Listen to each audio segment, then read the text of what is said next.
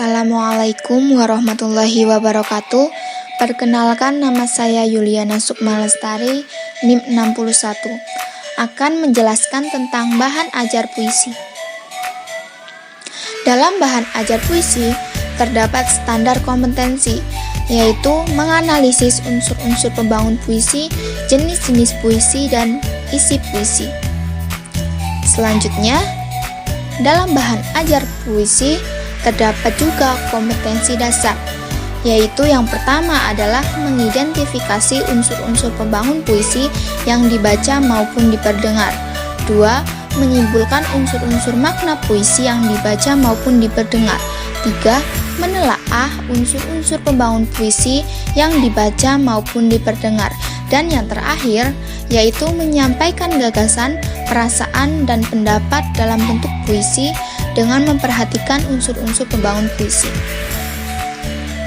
Indikator pencapaian kompetensi juga terdapat dalam bahan ajar puisi, yaitu menelaah unsur-unsur pembangun puisi, jenis-jenis puisi, dan isi puisi.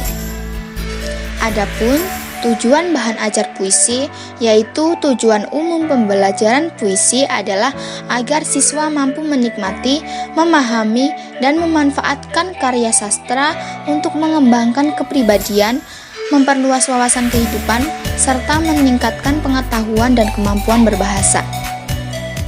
Harapan bahan ajar puisi terbagi menjadi 4. Yang pertama adalah siswa mampu terampil menulis puisi. Yang kedua, siswa mampu menuangkan kreativitas melalui puisi. Ketiga, siswa lancar berbahasa melalui puisi. 4. Siswa lebih pede dalam membacakan puisi di depan umum. Adapun model pembelajaran yaitu menggunakan daring, karena pada masa pandemi COVID-19 ini tidak dianjurkan untuk belajar tatap muka. Pembelajaran daring bisa melalui WhatsApp, grup, YouTube, Zoom, Jimit, dan lain sebagainya. Nah, selanjutnya kita akan memasuki materi tentang puisi. Yang pertama adalah pengertian puisi. Puisi yaitu teks atau karangan yang mengungkapkan pikiran dan perasaan dengan mengutamakan keindahan kata-kata.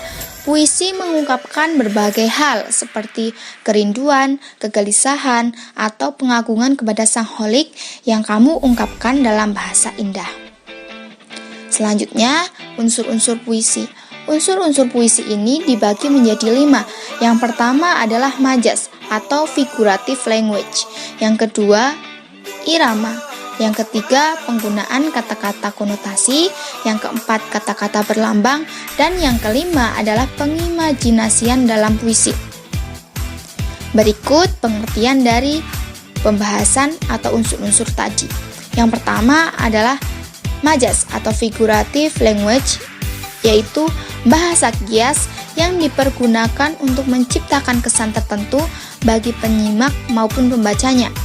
Untuk menimbulkan kesan-kesan tersebut, bahasa yang dipergunakan berupa perbandingan, pertentangan, perulangan, dan perumpamaan. Yang kedua adalah irama. Irama adalah alunan bunyi yang teratur dan berulang-ulang. Irama berfungsi untuk memberi jiwa pada kata-kata dalam sebuah puisi yang pada akhirnya dapat membangkitkan emosi tertentu seperti sedih, kecewa, marah, rindu, dan bahagia. Ketiga, penggunaan kata-kata konotasi. Kata konotasi adalah yang bermakna tidak sebenarnya. Kata itu telah mengalami penambahan-penambahan, baik berdasarkan pengalaman, kesan, maupun imajinasi dan perasaan penyair. Keempat, kata-kata berlambang. Kata-kata berlambang yaitu sesuatu yang berupa gambar, tanda, ataupun kata yang menyatakan maksud tertentu. Misalnya, rantai dan padi, kapas dalam gambar Garuda Pancasila. Tunas kelapa sebagai lambang pramuka. Lambang-lambang itu menyatakan arti tertentu yang bisa dipahami umum. Rantai bermakna perlunya persatuan dan kesatuan bagi seluruh rakyat Indonesia. Padi kapas perlambang kesejahteraan dan kemakmuran. Tunas kelapa berarti anggota pramuka yang diharapkan menjadi generasi yang serbaguna bagi agama, nusa, dan bangsa. Dan yang terakhir adalah pengimajinasian dalam puisi. yaitu kata atau susunan kata yang dapat menimbulkan khayalan atau imajinasi. Dengan daya imajinasi tersebut, pembaca seolah-olah merasa, mendengar, atau melihat sesuatu yang diungkapkan penyair. Materi terakhir yaitu jenis-jenis puisi. Jenis-jenis puisi dibagi menjadi 3. Yang pertama adalah puisi naratif, kedua puisi lirik, dan ketiga puisi deskriptif. Yang pertama adalah puisi naratif. Puisi naratif adalah puisi yang mengungkapkan cerita atau penjelasan penyair. Puisi ini terbagi ke dalam beberapa macam, yaitu balada dan romansa.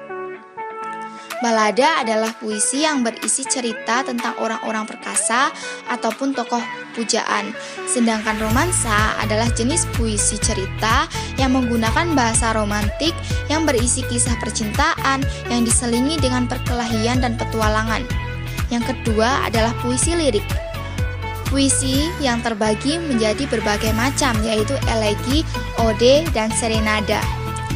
Elegi adalah puisi yang mengungkapkan perasaan duka. Serenada ialah sajak percintaan yang dapat dinyanyikan. Kata serenade berarti nyanyian yang tepat dinyanyikan pada waktu senja.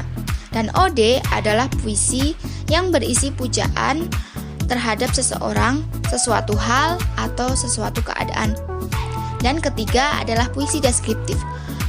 Puisi deskriptif adalah penyair bertindak sebagai pemberi kesan terhadap keadaan atau peristiwa, benda atau suasana yang dipandang menarik perhatiannya. Pada puisi deskriptif dibagi menjadi 2, yaitu satir dan puisi kritik sosial. Satir adalah puisi yang mengungkapkan perasaan tidak puas penyair terhadap sesuatu keadaan. Sedangkan puisi kritik sosial yaitu puisi yang juga menyatakan ketidaksenangan penyair terhadap keadaan atau terhadap diri seseorang. Selanjutnya, untuk menguji keterampilan, maka kita bisa menjawab soal berikut. Yang pertama adalah buatlah puisi dengan tema pandemi COVID-19 minimal 2 bait dengan memperhatikan unsur-unsur puisi. 2. Berikan contoh pembacaan puisi tersebut dengan bentuk video yang diunggah pada Google Drive.